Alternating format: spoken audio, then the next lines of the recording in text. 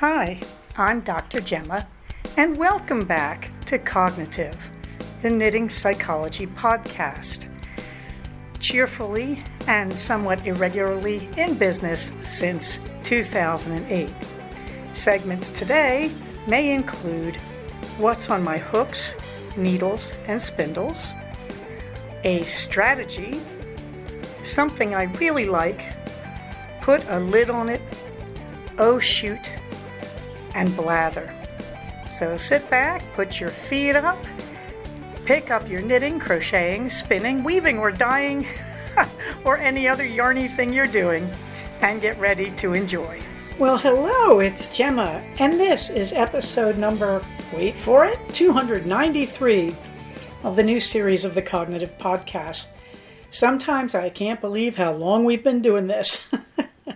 This one is called Action Packed because it is. There are a lot of photos in the show notes, and I hope you go enjoy them because it was just a great, great vacation week. I think I left you, when I last recorded, on the day before we did our overnighter to San Diego. So a lot of this is going to be about that. The short version, it was a great trip. If you can ever do an overnighter by train to San Diego, trust me, you want to do it. From LA to San Diego, it was super. If you're going to do it by train, there is one thing you need to know. On some lines, like the Antelope Valley line, if you're going to do this in one day, you must do it on a weekday. The schedules do not match up for the weekends. If you're going to do a one-day trip down and back, you actually can do it, but it has to be a weekday. Weekends, you can do overnighters. All right. Having said this, your comments are very welcome. Please feel free to comment on the blog at cognitivepodcast.blogspot.com, or you can comment on our group on Ravelry. I think most people at this point comment on the group on Ravelry, in case you're wondering. All right. Meanwhile, in the Warm Thanks department, well, Chris and I have been having a lively discussion while she's off doing beautiful sewing projects in the background, like this amazing baseball jacket. Having said that, she did finish her Bloodroot tee. I feel so alone in the wilderness. I'm still struggling through those 48 rows of sleeve increases, but that is because I've been doing other things, as you will hear. I had thought I would get through the second ball of yarn, and I would do it on this vacation, and I didn't. But you'll hear more about why. And it was not a loss. Don't worry about it. But anyway, thank you for your ongoing ribbing about the Bloodroot tee. Yeah, it's a rib sweater. I had to say it. I also want to thank Chris and I think it's Eliza Ski for both really working in the notes to get me to watch and or read the Jeeves and Wooster series, and on Chris's part, the witch novels, I think she was calling them, of Terry Pratchett's Discworld. And Chris had recommended Discworld before. I have an unfair bias against it. I happen, however, to love Terry Pratchett, the author. He apparently was this thoroughly decent human being, and to know him was to love him. To see him in public was to meet him. He was apparently wonderful with fans, too. However, I want to point out, the Jeeves and Wooster TV series is, oh my God, Stephen Fry and, what's his name, Hugh Laurie. And as Chris says, you better pay attention because the lines go by fast. Yeah. To have Fry and Laurie together on a series, and that is such a perfect match of characters. Now, most people know Hugh Laurie in America more recently because he did the House series, in which he was a dryly nasty, funny medical doctor with a real gift for forensics. However, if you remember Blackadder, he is brilliant at playing totally empty-headed. His range is spectacular. So, of course, he's going to play Wooster. And Stephen Fry, no matter what he does, always comes across as pompous. His character, he's a character actor. His character whether it's a comic character or whether it's a somewhat tragic character, is always educated, sophisticated, and mentally fast on his feet. What a combination. So yes, I had forgotten about the Jeeves Wooster series on the Beeb. I've got to go see if I can find it, because if anything's going to get me to read those novels, Chris, that would be it. And Eliza, I should say too. As always, I want to thank my groups on Finch, on Reddit, on the ground in the SCV and the AV, and especially all you listeners. Cognitive Fiber Retreat 12. Well, okay, I did not update it. You're going to hear a lot about this crazy, wonderful, packed-in week. That was the one thing. I could not make myself sit at my computer. I was really burned out from work. So I'm going to have to write that into one of my days off in the near future. And I'm really, really sorry. It's really not that much work to do. But I found as my week progressed that I got sucked into so many other things. So they were good things, and you will hear about them. In the meantime, you can find the information for CFR's registration in the show notes. And I want to say, too, Loretta 1031, I'm not sure if I'm getting fake messages from you. I'm getting some sort of odd messages from you. So if you're hearing this, I hope you touch base with me. Meanwhile, what's on my hooks and needles? Now you would think this is the part where Gemma tells me, but you see, I did a huge amount of craft work. No! I did finish the How Now Brown Cowl. That was really satisfying. I am now down to 2 tiny fragments of sock yarn mini skeins on my desk.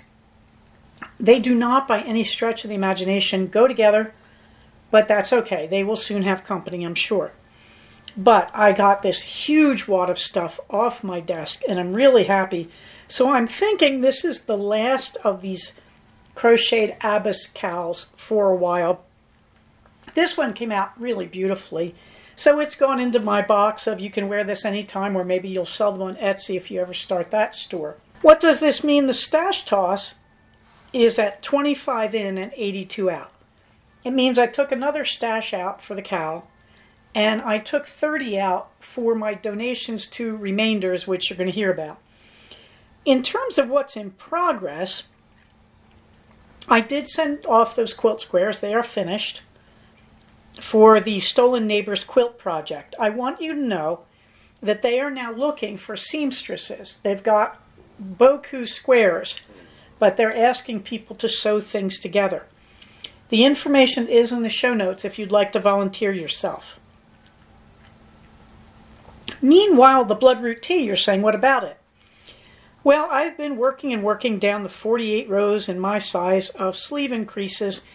I believe I've got 41 of the 48 done. I'm really looking forward to this because this means I can circle back and just finish the sleeves that have been separated from the body when I get enough increases in. And there's not a lot to that. It looks like from the pattern it's only a handful of rows. And then I can just do the mindless work down the body. This is a beautiful sweater. There is no denying it. This is gorgeous. However, I got myself tangled up on the train into a position where I really could not knit because I did not have enough elbow room. So I started crocheting another simple sweater. And by simple, I mean I've done these before. This is based on a pattern from Peyton's yarn. Peyton's did it in their, I believe in their worsted weight cotton. Don't. It will droop. I can't even wear that. It has drooped and gapped so much. The cotton is dragging it down. And I am here to tell you it's yet another I miss Gigi knit more like crazy moment. Because she would have been the first one to say that to me when I was making it. I could hear her voice. It's called the Color Block sweater. I could hear her voice when I was making it saying, you're going to regret this. And I did. Because she would always talk about how this hanging would make the sweater stretch. However, you may remember, I did a whole bunch of these a few years ago, during the summer, I believe. I crocheted them in DK Weight Lion brand. I can't remember the name, but Mandala. And it was enormously long repeats of color. And each skein had 4 or 5 different colors, and it moved through these huge repeats of each. So I ended up making these incredibly beautiful striped tunics. I'm wearing one of them now, in fact. The one I'm wearing at the top by the neckline is like a dark burnt peach, then a pale peach, then a medium gold, then cream, then a pale yellow, and then a medium beige. These things were gorgeous. I saw them on the shelf at Joann Fabrics years ago, and I bought them just because I said, I have to make something out of that. I love those colors and I love those repeats. I ended up making 3 of them. They each took 2 skeins. The skeins themselves cost something idiotic. I know they were under $3. So I spent $5 or $6 for each one of these tunics. I get compliments on them all the time. They're just broad, wide stripes. So I decided to recreate that in my sock yarns. So I got through almost half a skein of sock yarn doing the bottom stripe, which looks like it's going to take about 1/3 of the length of the tunic that I want. So I'm very pleased. So I'm estimating this will be 3, possibly 4 skeins of my sock yarn. Now these take forever in sock yarn. It's a lot slower than it was in a DK, let me tell you. And I believe I'm using a 3.0 millimeter hook, so a very tiny hook. But what I learned this week is on a train, if you don't have knitting room, you do have crochet room because your elbows don't have to flare as widely. So I got a lot of that done. And hopefully you'll be seeing more of that. I'm still working on the color choices for it.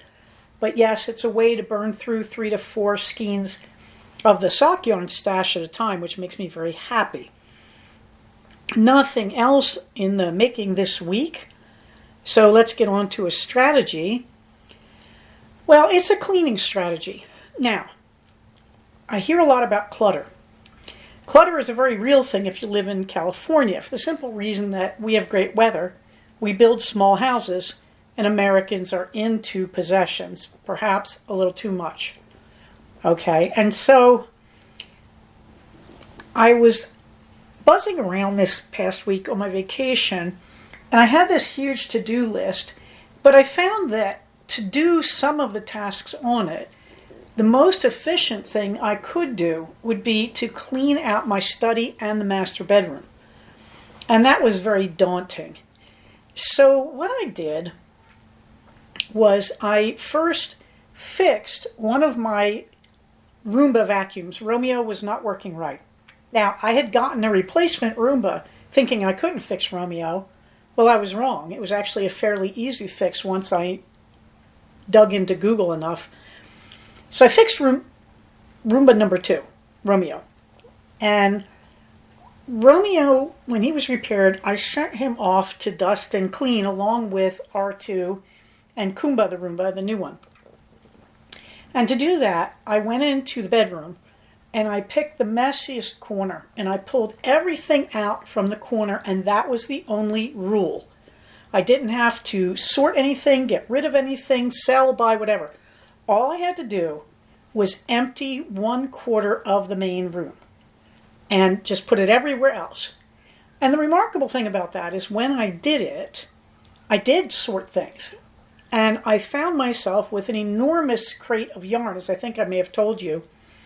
And so I started putting that in backpacks and small carrier bags and bags I didn't really need to keep. And then I vacuumed like mad. I went in and I dusted. I cleaned all the corners. Then I moved everything back, rearranged them so they fit. Do I still have clutter? Yes. Do I have as much clutter? No. Significantly less.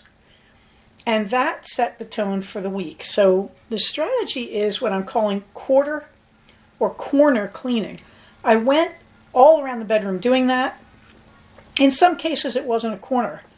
On one wall, the wall that has the short hallway towards the master bath, it was just that wall. But I pulled everything out and turned the Roombas loose and dusted, wiped down the walls and the floorboards, and used a long-handled duster to get the cobwebs in the ceiling and everything else. This was one of the most satisfying things I've done in a long time.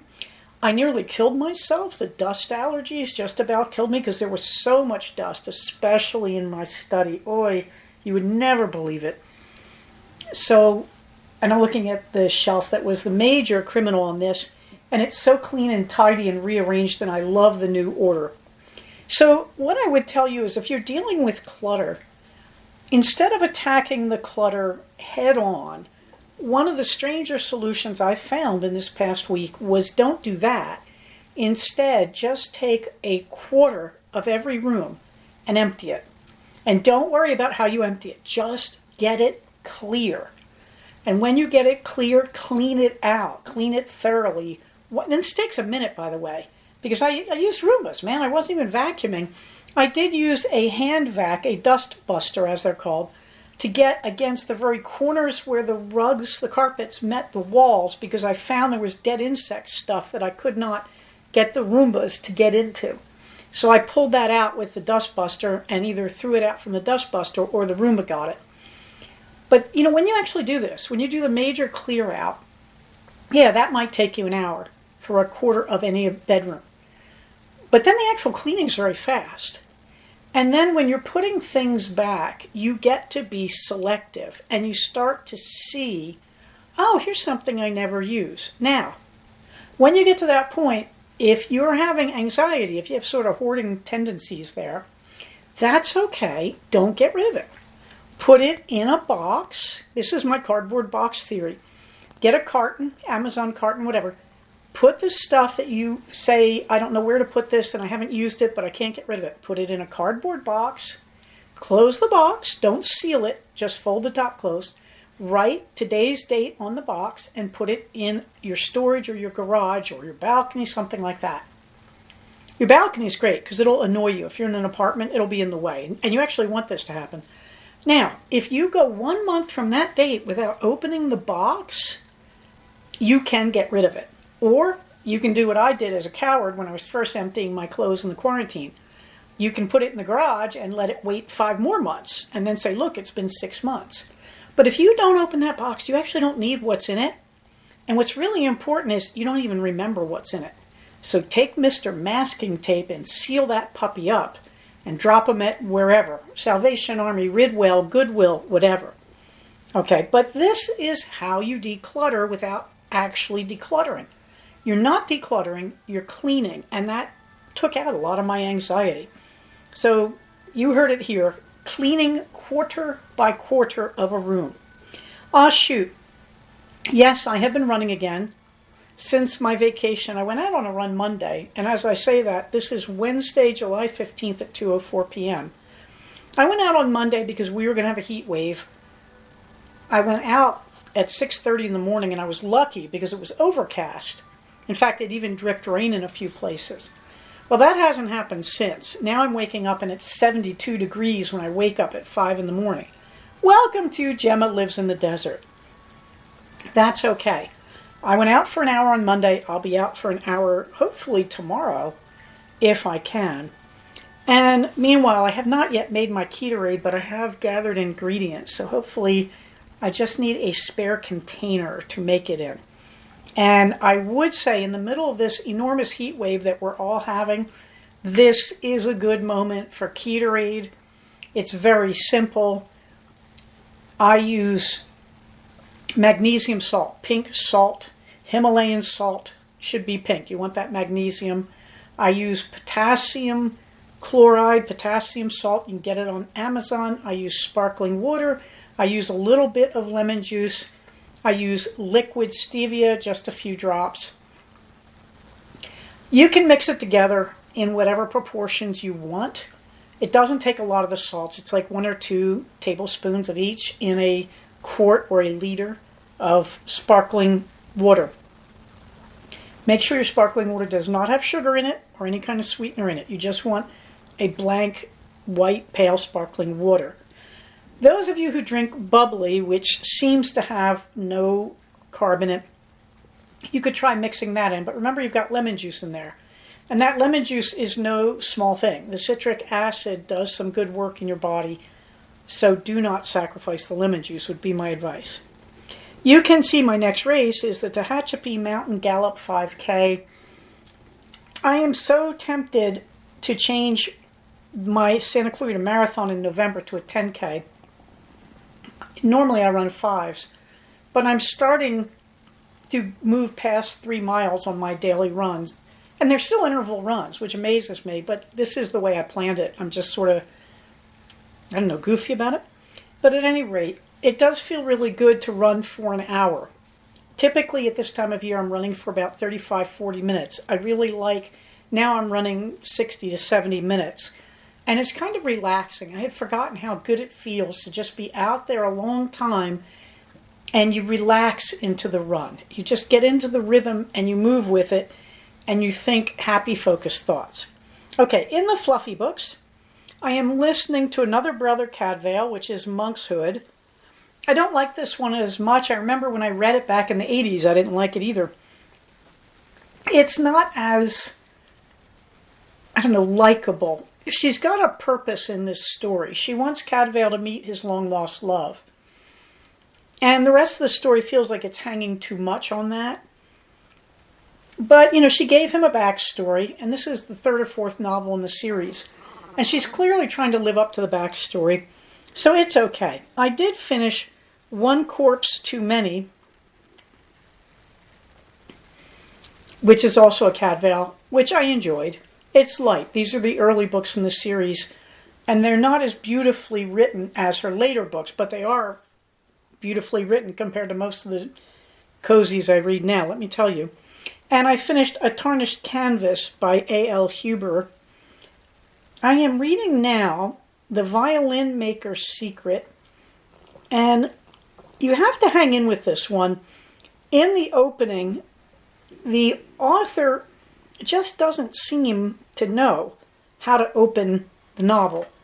It feels very gawky, and I wasn't happy with the style, but the story is compelling, and I have fallen for it rather slowly. Something I really like. Okay, remember when there was an app called Ice Block? And basically the billionaires forced it out of business. It was briefly on the Apple and Android platforms, and it was to help you identify if ICE was active in your area. Well, let me tell you, having murdered 2 men this week who had done nothing wrong whatsoever, one of them in front of his 3-year-old daughter, I think we have to agree that ICE is still active. Well, somebody came up with antifreeze. The link is in the show notes. This will install as a page on your home page of your phone. Just go look at the link in the show notes. The important thing is this one cannot be forced off your phone by the makers of your phone who have too many ties with the proponents of ICE. Okay, so go have a look at the antifreeze app if you are worrying about ICE activity in your neighborhood. I'd like to remind you that I can't believe I have to say this about my native land. You can have the sick fantasy that if you're not of some immigrant origin, this isn't important to you. But I'd like to remind you that they've executed people who look like white American mainstream. So I'm just going to tell you, if you want to know where ICE is operating, go look at the link in the show notes for antifreeze. Meanwhile, don't like artificial intelligence? Think it's going to destroy the climate and the environment? Don't want it moving into your neighborhood? Yeah, well, there's a website for that. And the link is in the show notes. It is airesistlist.org. I have read part of it. I would tell you, if you're interested in this, you need to really sit down with a cup of tea and spend a good hour working your way through this. It's a very intelligent, thoroughgoing website from what I've seen so far. Put a lid on it.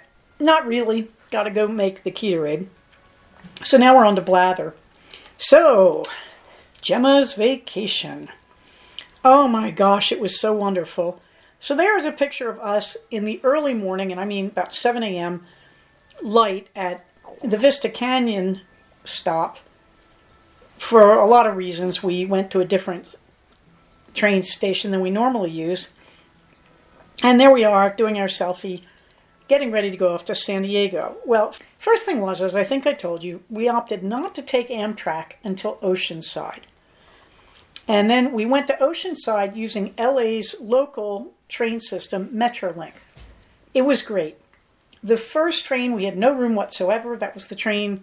They've cut back the commuter trains out of the Antelope Valley, so we were really jammed in elbow to elbow there. So I could not knit, but I did, as I said, manage to crochet on the oceanfront top, as I'm calling it, which is just a large rectangle with a hole in the middle for your head, and you sew down the sides. It's about as easy as it's ever going to get.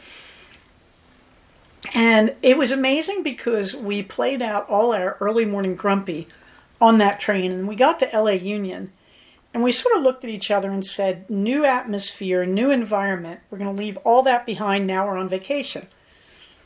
So we picked up Starbucks, went to the restroom, as you do at LA Union, and then we got on the OC train, Orange County. And we went all the way down to the end in Oceanside, and what a treat that was, let me tell you. So we got to Oceanside, and we had about just under 2 hours. And we decided that we would go get some brunch. And we found this giant building on the Coast Highway called Swami's, big white building with the name printed on it really big. And we went and had huge breakfast in this sort of warehouse space. Right at the front door, they have a cash register. And you go in there and you order. And then you go to a table with your order number and they deliver. The meals were so good and so enormous. If you want to see them, look in the show notes. I don't think a normal human can get through a full meal at Swami's.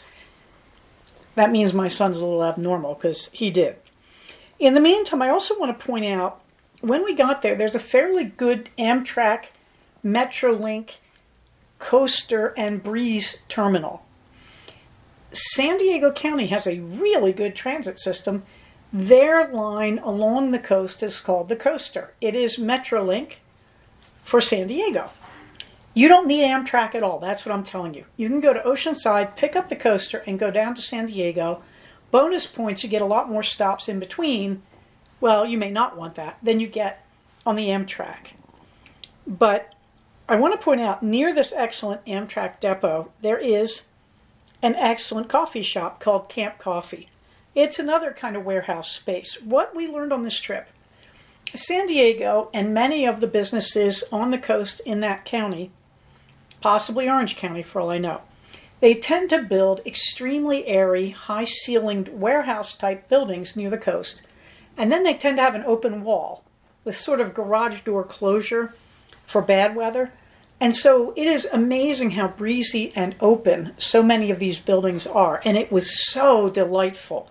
Okay, so we didn't get to Camp Coffee until our way back, but I did want to put it in there. So there's a few stray pictures of downtown Oceanside after the picture of Camp Coffee. If you look at the one where you're looking straight on down a street, on your right, that building that's white is Swami's, but you can't see the sign. But I do want you to know it's very easy to get to. You walk out of the Amtrak terminal you head north, and then you head north about 2 blocks. Then you turn right, and you'll bump into Swami's. It's pretty hard to miss. Go up to the Coast Highway, turn left. That's what I'm telling you. Okay, so then we got on the Amtrak train. It was pretty forgettable. I mean, we paid extra, more than we would have paid if we'd known about the Coaster train. That is, the Coaster would have been $7.50. The Amtrak was $28 for business class. And for our $28, we got a box of snacks. Whoopsie doodle. Next time the Coaster, but that's one reason you explore this way, is you go out to learn lessons exactly like this. So we took the Amtrak down to the Santa Fe depot in San Diego. This is the end of the line for the Amtrak, but by no means the end of the line for their tram, their bus, and their train services. I mean, San Diego was great on transportation. I was so impressed. So we picked up the tram right there in front of the Santa Fe depot. In fact, there's a picture of our little tram, little pink tram. And there we all are, modeling the Amtrak train. And also there's a picture of the inside of the Santa Fe Depot, which is very reminiscent of LA's Union Station, but frankly not quite as pretty. But it is beautiful and open and airy nonetheless. And then we got to our hotel. We went to the Residence Inn by Marriott. They were very hard to manage. They didn't have a room ready for us, even though we'd reserved this weeks in advance. They were very sticky. They kept saying they were giving us an early room, and yet they didn't. We didn't get into our room till after 4 p.m. They were kind of confused. So if you're going to reserve at the Residence, really nice. It's all suites. But you have to realize the desk and the manager, not very bright, is the nicest way I can put it. But we then unpacked, and we decided to go across the street and have a snack, a late lunch, whatever you want to call it. We went to, right across the street was Metza, a Greek restaurant. They were superb. They were so good. I had fabulous baba ganoush with fresh vegetable chips. We all just had a good time there. My son threw himself in the pool. We sort of hung out. And then we went to a place called Lionfish in the Pendry Hotel on 5th Street. This is where we began to notice that 5th Street is the happening place. If you want to see all sorts of interesting things and restaurants and shops, you go down 5th. Our hotel was on 6th, and believe me, that was no slacker either. But it turned into downtown a little faster.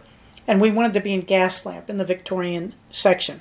Anyway, we went off to Lionfish, which called itself Japanese Fusion. It was very different. It was trying to be very high class. We were a little underdressed, which was awkward, but no problem. They fed us. And the food was delicious, very pricey. You can see my son, however, digging into a dessert that would have choked your average hippopotamus. That didn't stop him. He was very happy. Actually, it did. He took a lot of it home. I should be more fair to him.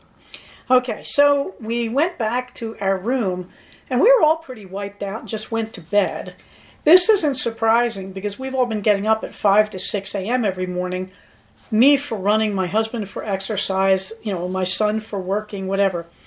So we got up early, and the beloved son was really hooked on the idea of eating the free breakfast at the hotel. Fortunately, the beloved husband wasn't. We went across the street, right next to Metza, and there was the Broken Yoke. Fabulous breakfast, no complaints there, just loved it. And the husband and I strolled around towards the convention center, which from our hotel, we went out the front door and turned right, went south, went by the trolley stop, and then saw the beautiful bridge crossing all the railroad yard. There's a picture in the show notes. And we walked across there. Along that edge, right by the convention center, slightly inland, there is a super running and biking trail. If you go down there, take a bike, take a scooter, or if you're me, take your running shoes. Wish I had. I will next time. Because it was super. It was well populated. I would have felt perfectly safe running on it. And it was beautiful. It was just beautiful. Runners all over the place, of course. Okay. So then you can see some pictures that we were walking around the Gaslamp district, and we got back to the Santa Fe Depot, and we caught our train out of there, and we landed at Oceanside. We went back to Swami's. My husband did. We went to Camp Coffee, and my husband and I walked somewhat back looking for food to take on the train because we were very full from breakfast. But our train wasn't getting in till almost 7 at night, and we realized we're probably going to need to eat something like 3 or 4 in the afternoon. Back to Swami's, my beloved husband went, and he got me the most amazing salmon salad. You can see the salad part because I inhaled the salmon on the train. And we went home. So that was Wednesday night. My son announced to me, I was lying in bed. He walked in while I was reading in bed and said, "I'm already homesick for Oceanside." "No," I said, "I have too many things to do at home." So Thursday, I did more quarter cleaning. And Friday, you bet. Oh, yes, I also got my eyes examined. They look great. Friday, we got on the train to Oceanside. The beloved husband stayed home, but the beloved son and I went down to Oceanside. There is a picture of his mammoth stuffed French toast from Swami's. There's also pictures of the City Hall. Oceanside is beautiful. And my goal was just to walk around it. His was to go swimming in the ocean. It was very overcast until shortly before we left. So we settled for walking down the pier and around the ocean front, where we met these two outrageous pelicans who were posing with tourists by the bait shop. Now, I'm pretty sure they're by the bait shop to get bait. You see if any leftovers get thrown out. But they were putting up with tourists in case we threw them anything. Most of us thought they were statues. They were holding so still, except the one on the left in the first picture in the show notes. He started to bait, that is to sort of lift his wings and stretch them. And one guy reached for him, and he very slowly opened that enormous bill and reached back. And that's when all of us tourists said, yeah, we'll stand at a distance. But there they are, Mutt and Jeff, the two lovely pelicans. All right, so we get home Friday night. I was wiped. But now I was down to, what do I do with my last 2 days? And I realized I wanted to finish my donations to Remainders in Pasadena. The address and the link are in the show notes again. It took me 2 days to do this. So both Saturday and Sunday, I loaded up and I went to Remainders. Now, how do you do that? Well, you have to get to LA Union, the easiest, fastest way. You go to LA Union, then you get on the A line, which used to be the yellow line, and you go up. You can go to Lake Station, which is an uncomfortable station. I talked about it last time. From Lake, you're going to catch the 662 bus. You go up to street level by elevator, and then you stand there on the bridge and you wait for the bus. However, I didn't really want to go back there again, and I found I could get the exact same bus a little earlier on its route at the Del Mar station from the A line, which is 2 stops before Lake. It takes a slight bit longer.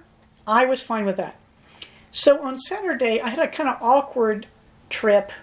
I missed buses and all sorts of things, but I got myself to Remainders. And I donated about 10 pounds of craft books and a lot of yarn. And this time I just gave them the bags. I said, I don't need these bags. You can have them, which they apparently wanted. And I was so happy I did because they had out front a sign that said fire sale, even though they didn't have a fire. And they were selling stuff at huge discounts. And all these people were out there buying. And I suddenly thought, this is my dream come true as a crafter. People who can't afford the luxury yarns that I'm donating, and they're going to get a shot at them in this kind of situation. This is exactly how I want to distribute unwanted stash, So I was so pleased. And so it took me a while to get myself together and get home that day. And I landed exhausted. But the next day I got it right. I went back. And I had decided I would end my vacation by going down to Starfish Sushi in Los Feliz. Now, the interesting thing, of course, that's quite a distance from Pasadena, but I caught the 662 bus down to Colorado, which is the main drag with all the shishi and boutique businesses and restaurants in Pasadena. So you can spend a whole day just walking up and down that. And Woolhouse is there, but I didn't get a chance to see them. Woolhouse being, Pasadena's, I think it's the last yarn store outside of Remainders still standing. Anyway, I got down to Colorado. I picked up the 180 that is a magical bus that goes all the way from Pasadena to Hollywood.